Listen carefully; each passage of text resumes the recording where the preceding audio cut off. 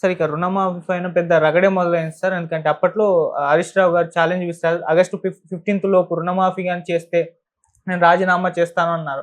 అయితే August 15th వచ్చేసింది. మేము రుణమాఫీ చేస్తాం, మీరు రాజీనామా చేయండి అని రేవంత్ రెడ్డి గారు సవాల్ విసిరారు. 32,000 కోట్లు చేస్తా అన్న రుణమాఫీ మీరు 17,000 కోట్లే చేశారు. చర్చకు నేను సిద్ధం, నేనెందుకు రాజీనామా చేయాలని హరీష్ రావు గారు అన్నారు. ఇవాళ ఆయన రైతులకు మీరు అన్యాయం చేశారని చెప్పేసి ఆలయాల యాత్ర మొదలు పెట్టారు. కేటీఆర్ గారు కూడా యాత్ర మొదలు పెట్టేస్తారు. ఏంటి సార్ ఈ రుణమాఫీ, అది అయిందా కాలేదా? మీరు ఒపీనియన్ ఏంటి? రాజకీయాల్లో ఏం జరుగుతుందంటే ఎన్నికలప్పుడు రాజకీయ పార్టీలన్నీ వాగ్దానం చేస్తుంది. మోడీ గారు ఆయన రాజకీయాల్లో ప్రవేశం అంటే జాతీయ రాజకీయాలు వచ్చినప్పుడు స్విస్ బ్యాంక్లో మన విపరీతంగా డబ్బులు ఉన్నాయి, ఆ డబ్బులను తీసుకొచ్చి 15 లక్షలు ఒక్కొక్కరి బ్యాంక్ అకౌంట్లో వేస్తామన్నారు. 2 కోట్ల ఉద్యోగాల్ని సృష్టిస్తామన్నారు. ఇవి రాజకీయాల్లో వాళ్ళు ప్రజల దగ్గరికి వెళ్ళినప్పుడు ఇలాంటి వాగ్దానాలు కొన్ని చేస్తుంటారు. సాధ్యమా సాధ్యం కాదా అని ఆలోచించకుండా ఎన్నికలు గెలవాలి అనేటువంటి దాంట్లో అన్ని రాజకీయ పార్టీలు ఈ పనిచేస్తున్నాయి. ఇప్పుడు KG to PG ఉచిత విద్య అని కేసీఆర్ గారు తెలంగాణ ఉద్యమ కాలంలో ఒక నినాదము ఇచ్చాడు. కాంట్రాక్ట్ ఉద్యోగాలు ఉండవు అని నినాదం ఇచ్చారు. మీరు వచ్చిన తర్వాత మీరేమి KG to PG ఉచిత విద్య లేదు, అంత ఉన్న విద్యకు సరైన మద్దతు లేదు, విశ్వవిద్యాలయాలు ధ్వంసం అయిపోయాయి. కనుక ఈ రాజకీయాల్లో పార్టీలు ఎన్నికలు పోయినప్పుడు చేసే వాగ్దానాలు ఒక్కొక్కసారి సాధ్యం కాని వాగ్దానాలు కూడా చేస్తుంటారు. ఇక రెండవది ఏం జరిగిందంటే టీఆర్ఎస్ పార్టీ తన 10 ఏళ్లలో ఒక 5-6 లక్షల కోట్ల అప్పు చేశారు. కాంగ్రెస్ పార్టీ పూర్తిగా ఆలోచించి దాని మీదే 20-30 వేల కోట్ల దాకా వీళ్ళు రాష్ట్ర ఆదాయం నుంచి మనం ఇది సాధించగలమా లేదా అనేది. రైతు బంధువు ఇచ్చినమని టీఆర్ఎస్ పార్టీ వాళ్ళు ప్రతి ఎకరానికి 6,000 ఇచ్చాము, 12,000 సమయాన్ని ఇచ్చినా కూడా ఇంత అప్పులు చేశారు. అంటే ఈ 10 ఏళ్లలో రైతులు ఇంత అప్పు చేయవలసిన అవసరం నిజంగా మీరు ఒక రకంగా రైతులకు ఏదో ఒకటి సహాయం చేసామన్నప్పుడు కూడా రైతులు ఇంత అప్పులో పడిపోయారు. దీనికి మూల కారణము ఆయన వాళ్ళు అప్పులు చేయడము, వీళ్ళు వచ్చి మేము రాజశేఖర రెడ్డి అదే చేశాడు, మేము వస్తున్న అప్పులు తీస్తామన్నాడు. అది చంద్రబాబు నాయుడు కాలంలో జరిగినటువంటి అప్పులు ఆయన తీరుస్తా అన్నాడు. వచ్చిన తర్వాత ఆయన కొంతవరకు ఇంకా అప్పటికి రాష్ట్ర ఆదాయం కొంత పెద్ద రాష్ట్రం కదా, సో అది పోయి వీళ్ళు ఇప్పుడు రైతుల యొక్క ఇప్పుడు 3 ఎకరాల భూమి ఇస్తానని ఆయన దళితులకు 3 ఎకరాల భూమి ఇస్తానని చంద్రశేఖరరావు గారు తను పార్టీ మేనిఫెస్టోలో పెట్టారు. చేయలేకపోయారు. అందుకని ఏదో మేము 10 లక్షలు ఇస్తామని 10 లక్షలు ఇచ్చారు. 10 లక్షలు ఎవరికి ఇచ్చారు, ఎంతమందికి ఇచ్చారు, అందరికి ఇచ్చారా అనేది అది మళ్ళీ ఒక వివాదమే. వీళ్ళు కూడా అందరికీ 2 లక్షలు చేస్తామన్న తర్వాత ఉన్న ఆర్థిక వ్యవస్థలో బోర్డు అంతా ఏదో ఇబ్బందులు పడి అది పడి ఇది పడి కొంతమంది రైతులకు చేశారు. అయితే ఎంతమంది ఉన్నారు, ఎంత కావాలి అనే దాని మీద మరి లెక్కలు సరిగా ఉన్నాయా లేదా అనేటువంటిది అయితే ఒకటి ఉంది.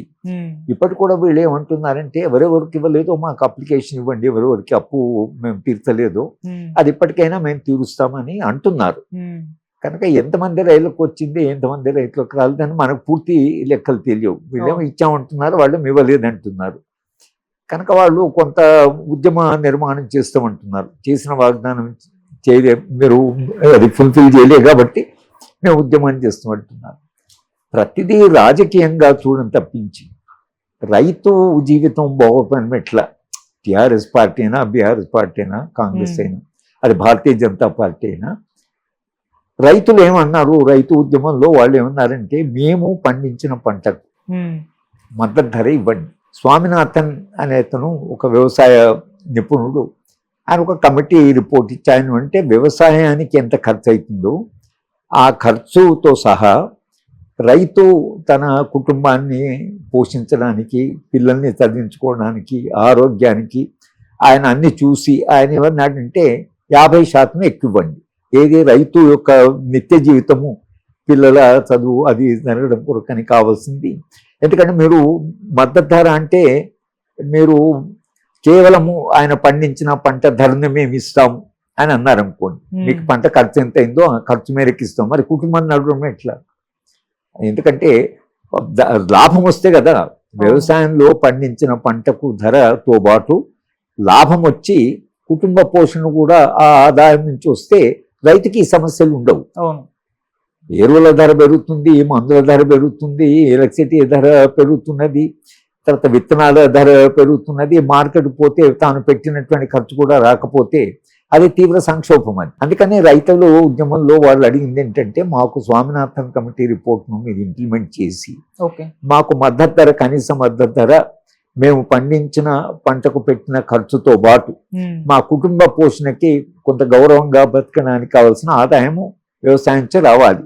ఆ వ్యవసాయం ఇప్పుడు మేము జీతాలు మనం పనిచేస్తున్న వాళ్ళు ఉన్నాం అనుకోండి, మనకు ఆ ఖర్చు ఏమి ఉండదు, ఆదాయమే ఉంటుంది. మన ఆదాయం ఎట్లా మన జీతాలను నిర్ణయించారు, మినిమం ఎంత జీవితం యొక్క ఇది. ఒకవేళ మన కాస్ట్ ఆఫ్ లివింగ్ పెరిగింది అనుకోండి, అప్పుడు డిఏ ఇస్తున్నారు, దేన్ని అలవెన్స్ కూడా ఇస్తున్నారు, పెరిగిన ఇన్ఫ్లేషన్ కు ఇది మీరు ఒక వర్గాన్ని మీరు చూసుకుంటున్నారు. కానీ మొత్తం 24 గంటలు కష్టపడి తర్వాత 12 నెలలు కష్టపడ్డ రైతు నిజానికి అది లేకుండా సమాజం నడవదు. ఆహారం అనేది సమాజం యొక్క కనీస అవసరం. కనుక మీరు ఆ కనీస అవసరానికి ఏదైతే సమాజం యొక్క అవసరమో అది పండించే వాళ్ళకి మీరు వాళ్ళకు ఆ మాత్రం వాళ్ళకు గిట్టుబాటు ధర లేకపోతే రైతులు ఎట్లా బతుకుతారనేటువంటి సమస్య ఒకటి తప్పకుండా వస్తుంది.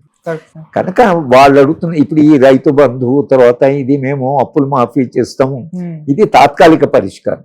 నిజమైన పరిష్కారం ఏంటంటే రైతు పండించిన పంటకు స్వామినాథన్ కమిటీ ఆ విధంగా చేసిన ఒక మేలు ఏమిటంటే, రైతు పెట్టిన ఖర్చుతో పాటు వాళ్ళ కుటుంబ పోషణకి, పిల్లల చదువుకి, ఆరోగ్యానికి అవి కూడా చూసి ఒక 50% మీరు అడిషనల్గా అదనంగా పంట ఖర్చు పోగా ఇస్తే రైతు గౌరవంగా జీవిస్తాడు. ఇది ఇవ్వడానికి కేంద్ర ప్రభుత్వము అంగీకరించలేదు. కేంద్ర ప్రభుత్వం ఇంకా మీద నుంచి చట్టాలు తీసుకొచ్చి కార్పొరేట్ సెక్టార్కు వ్యవసాయం అప్పచెప్తామంటే వాళ్ళు ఆ 3 చట్టాలకు వ్యతిరేకంగా పోరాడుతూ మాకు మినిమం సపోర్ట్ ప్రైస్ ఇవ్వండి అని అడిగారు. అది నిజమైన పరిష్కారం. అది ఇవ్వడానికి కేంద్ర ప్రభుత్వం సిద్ధంగా లేదు. వీళ్ళు ఇక్కడ ఏదో చేసిన అప్పు ఇస్తామనే వరకు వీళ్ళ ఆదాయం ట్యాక్సెస్ అన్ని కేంద్రం తీసుకున్నది. జిఎస్టీ ద్వారా నిజానికి రాష్ట్ర ప్రభుత్వాలకు ఉండే వెసులుబాటు చాలా తక్కువ. ఈ మొత్తము జిఎస్టీ వచ్చిన తర్వాత ఉన్న వెసులుబాటు చాలా తక్కువ. ట్యాక్సులు పెంచుకుందామని వీళ్ళ చేతిలో లేదు, అది జిఎస్టీ చేయవలసింది. ఉన్నది లిక్కరు లేకపోతే పెట్రోలియం, ఇవి రెండు తప్పించి వీళ్ళకి వేరే ఆదాయం లేదు. ఈ ఆదాయము కేంద్ర ప్రభుత్వము ఇచ్చే వాటా, ఇవే వీళ్ళకు ఆదాయం. కనుక వీళ్ళు పెంచుకుందామని ఆదాయం పెంచుకోవడానికి వసతి లేదు, వనరులు లేవు. కనుక ఇది ఒక సంక్షోభం. కానీ ఇవాళ మేము 2 లక్షలు ఇస్తామన్నా లేదో కష్టపడి కింద మీద పడి ఆ 2 లక్షలు ఏదో కొందరికైతే ఇచ్చారు. అందరికి ఇచ్చారా లేదా అనేది లెక్కలు తేలాలి. నిజానికి ఎంతమంది 2 లక్షలు అప్పు చేసిన వాళ్ళు ఉన్నారు అనేది లెక్కలు చేసి, ఎంతమందికి రాలేదో అది చేసేసి ఆ రాని వాళ్ళకు కూడా, ఎందుకంటే మీరు ఒక వాగ్దానం చేశారు కాబట్టి ఆ రాని వాళ్ళకు కూడా అప్పులు మీరు తీరిస్తే ఒక వాగ్దానము ఫుల్ఫిల్ అయినట్టు. కానీ ఇంకా మిగతా వాగ్దానం కూడా చేశారు. అవన్నీ ఆర్థిక స్తోమత లేదు, అంత ఆదాయం లేదు, వనరులు లేవు, ట్యాక్సులు పెంచేటువంటి ఇది లేదు. కనుక రాజకీయ పార్టీలు నేర్చుకోవాల్సిన పాఠం ఏమిటంటే, మనం ఎన్నికల్లో కూడా గెలుపుతామా ఊడతామని కాకుండా ఏది చేయగలరో, ఏది చేయడం సాధ్యమవుతుందో దాన్ని మాత్రమే వాగ్దానం చేయాలి.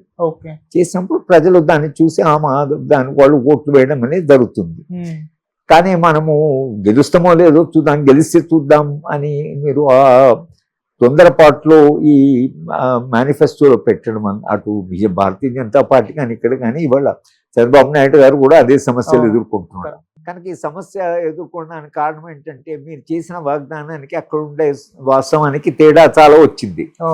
రావడం వల్ల ఇవాళ కాంగ్రెస్ పార్టీ ఇక్కడ తప్పకుండా ఒక ఛాలెంజ్ను ఫేస్ చేస్తున్నది. కానీ భవిష్యత్తులోనైనా ఏ రాజకీయ పార్టీ, ఒక కాంగ్రెస్ అనే కాదు, టీఆర్ఎస్ పార్టీ, బీఆర్ఎస్ కావచ్చు, అది భారతీయ జనతా పార్టీ కావచ్చు, ఏ పార్టీ అయినా కూడా ఇవాళ మీరు నేర్చుకోవాల్సిన గుణపాఠం ఏంటంటే, చేసే వాగ్దానాలు అమలు చేయగలమా లేదని ఆలోచించే చేయండి. గెలుస్తామా ఎలాగో గెలుస్తాం చూసుకుందామంటే మీ విషయాన్ని దెబ్బతింటుంది. గెలవడం కొరకు మనం అవి చెప్పినప్పుడు అవి చేయలేము అని మనకు తెలుసు కూడా మనం వాగ్దానం చేసినప్పుడు గెలిచిన తర్వాత ఈ సంక్షోభం తప్పదు, ఈ సవాళ్ళు మీరు ఎదుర్కోవాల్సి వస్తుంది. కనుక ఇప్పటికైనా ఇక వచ్చే కాలంలోనైనా తాము చేయగలిగిందే చెప్పాలి, చెప్పిందే చేయగలగాలి.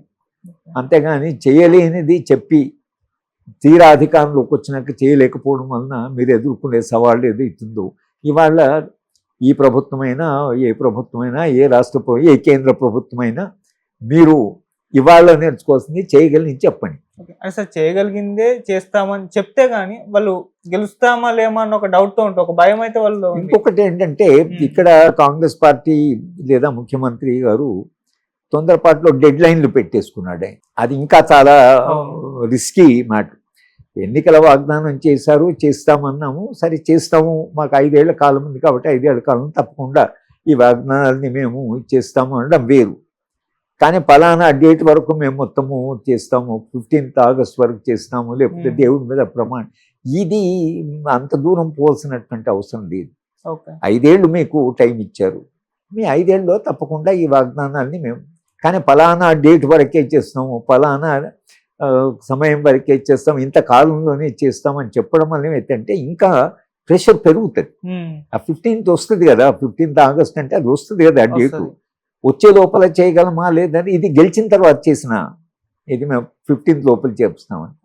అట్లా కాకుండా మాకు 5 ఏళ్ల సమయం ఉంది కాబట్టి తప్పకుండా వాగ్దానం చేస్తాము, మాకు వనరుల సమస్య ఉంది కనుక మేము కొంత వనరులు సమీకరించిన తర్వాత మేము తప్పకుండా మా టర్మ్లో ఈ వాగ్దానాలని చేస్తాము అంటే వేరు. కానీ పలానా టైం వరకు చేస్తామంటే అపోజిషన్ పార్టీ పట్టుకుంటుంది కదా, 15వ తారీఖు రోజు మీరు ఇవ్వలేదు అంటారు, మేము ఇచ్చిన నువ్వు రిజైన్ చేయని వీళ్ళు అంటున్నారు, లేదు నువ్వు అందరికి ఇవ్వలేదని వాళ్ళు అంటున్నారు. నిజమేంటో మనకు మొత్తంగా ఎంతమంది చేరిందో ఎంతమంది చేరుతో వాస్తవాలు ఇంకా మనకు పూర్తిగా తెలియదు. అదేవరైనా కాస్త సమగ్రంగా దాన్ని అధ్యయనం చేసి ఎంతమందికి ఇచ్చారు, ఇంకెంతమందికి ఇలా అప్పు తీర్చని వాళ్ళు ఉన్నారు అనేది సరి అయిన వాస్తవమైన లెక్కలు వస్తే అప్పుడు మనము మాట్లాడుకుంటే నిజంగానే వీళ్ళు చేసిన వాగ్దానము సాధ్యం కాని అసాధ్యమైంది, కానీ వీళ్ళు ఏమంటారు చేసినామంటున్నారు. చేశారా లేదా, ఇచ్చిన రుణమాఫీ సరిపోయిందా లేదా, ఇంకా నిజంగా అట్లా రాని వాళ్ళు ఉన్నారా, ఇప్పుడు ఈ ఉద్యమాలు చేసే రైతులు ఎవరైతున్నారు నిజంగా వాళ్ళు ఆ కేటగిరీలు ఉన్నారా, వాళ్ళు నిజంగానే వాళ్ళకు అప్పు చేసినా వాళ్ళకు తీరలేదా అనేది ఎవరో ఒకరు నిష్పక్షపాతంగా దాన్ని స్టడీ చేసి తప్పించి మనకు వాస్తవాలు తెలియకుండా మాట్లాడమే అవుతుంది. అసలు ఇచ్చామనమా అంటూ ఇవ్వలేదు, వీళ్ళ నిజం వాస్తవం ఏంటనేది కొంత మొబిలైజ్ చేశారు. సిద్దిపేట ఏరియాలో కొంత రైతులు మాకు ఇంకా రాలేదని మీ టీవీ ఛానల్స్ వెళ్ళినప్పుడు కొందరు మాకు రాలేదు, నిజమేనా వాళ్ళు రాజకీయంగా మాట్లాడుతున్నారా, నిజంగా రైతులు తమకు అప్పు చేసి రానటువంటి రైతులు మాట అది కూడా మనకు తెలియదు. ఎందుకంటే ఈ ప్రచార సాధనాలు కూడా పూర్తి రాజకీయ పార్టీ పరమైపోయాయి కనుక ఓ ఛానల్ పోయి ఓ రైతుని అడిగితే ఆ రైతు వెనక రాజకీయ పార్టీ నుంచి చెప్పు అసలు ఇవ్వలేదని అంటే ఆయన గట్టిగా నాకు ఇవ్వలేదు అది ఇది అని అంటారు. నిజంగా ఆయనకి ఇవ్వలేదా, ఆయనకు 2 లక్షలు అప్పు ఉన్నదా అని మనకు తెలియదు.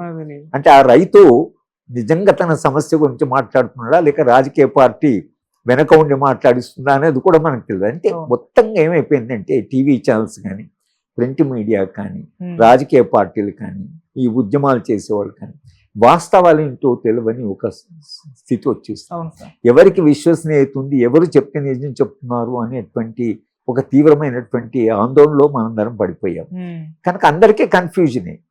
ఇచ్చామనకు ఇవ్వలేదని రైతే వచ్చి నాకు ఇవ్వలేదంటే ఇంకో రైతు నాకు ఇచ్చారు నేను బాగుపడ్డానంటూ